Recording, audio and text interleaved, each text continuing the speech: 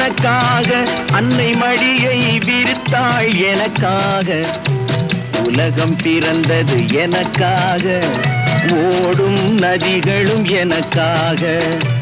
உலகம் பிறந்தது எனக்காக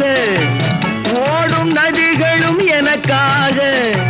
மலர்கள் மலர்வது எனக்காக அன்னை மடியை விரித்தாள் எனக்காக